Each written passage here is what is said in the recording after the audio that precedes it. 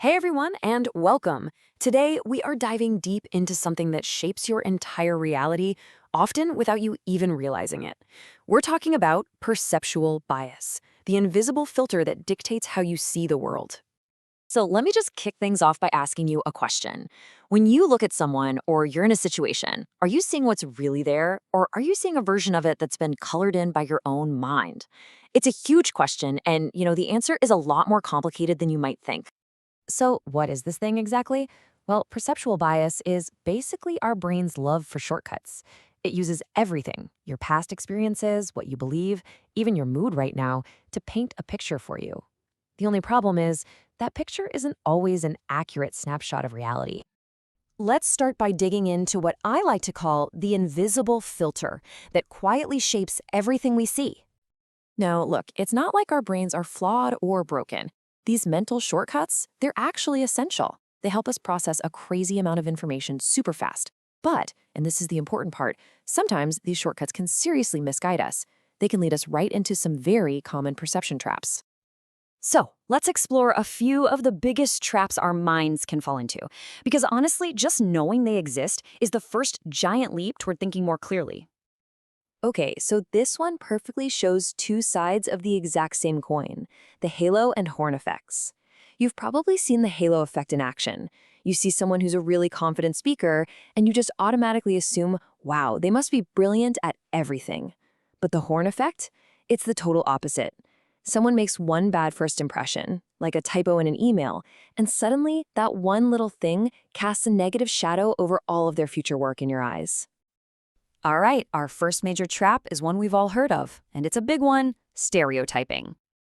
This is when our brain makes these broad assumptions about a person based on a group they belong to. It could be based on their job, their gender, where they're from, it doesn't matter. We're essentially slapping a group label on them and using that as a shortcut instead of taking the time to see the actual individual right in front of us. Next up, we've got a really powerful one that, let's be honest, affects all of us, especially with social media everywhere. It's called confirmation bias. This bias acts like a super strong magnet for anything we already agree with.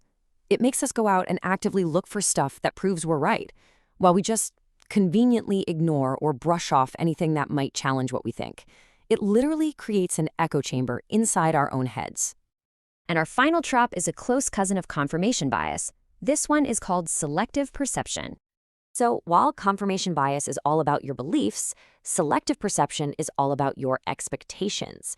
For example, if you go into a meeting expecting it to be boring, you'll probably only notice the parts that are boring. You're selectively tuning your brain to find what you already expected to find, and you filter out everything else. Okay, so we've talked about these traps, but why does any of this really matter?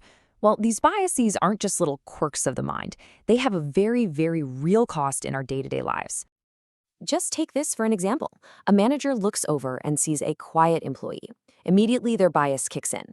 Maybe it's a stereotype that outgoing people are the most engaged. So they jump to this conclusion that the employee must be unmotivated, totally missing the possibility that this person is just a deep thinker who's actually incredibly focused. And when biases like that go unchecked, the consequences really start to pile up. We're talking about unfair judgments when it comes to hiring or promotions. We're talking about conflicts that pop up from simple misunderstandings.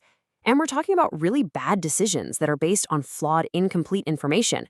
The impact is huge. But here is the good news. We are not powerless here. We can actually do things to fight back against these biases. Let's call it debugging your brain, like running a little system check to make sure you're seeing things as clearly as you can. So here's a simple 4-step toolkit to get a clear review. First, you've got to increase your self-awareness. Start questioning your own assumptions. Why do I think that? Second, break out of your bubble. Go out and actively ask for different points of view. Third, make a real effort to base your judgments on actual evidence, facts, not just a gut feeling. And finally, number 4, when it comes to important decisions, just slow down. Give your rational brain a second to catch up with your gut. So as we start to wrap this up, I want to leave you with one final question to help you put all of this into practice. So I'll leave you with this to think about. Consider a big judgment or decision you've made recently. Could be at work, at home, anywhere. Now that you know about these perception traps, do you think it's possible a hidden bias played a role? What might you see if you decided to take a second look?